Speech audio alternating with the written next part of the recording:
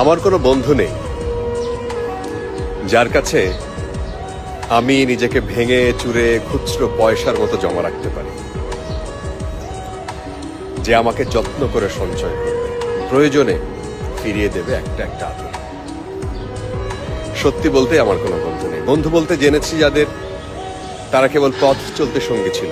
দূরের পথে ট্রেনে যেমন হয়, পাশের সিটে গল্প হয়, আড্ডা হয়, দুপেয়ালা লেবু চায়ের দাম মেটাতে আমি দিচ্ছি যুদ্ধ হয়।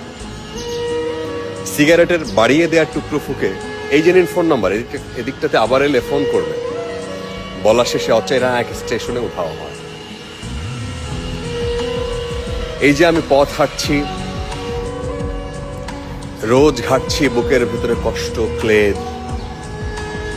এই যে আমি ক্লান্ত ভীষণ, বুকের ভেতরে জমছে কেবল দুঃখের মেদ। তবুও আমার নিজের কোনো বৃক্ষ নেই।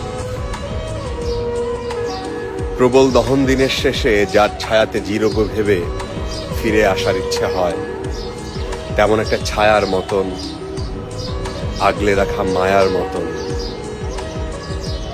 আমার কোনো বন্ধু নেই।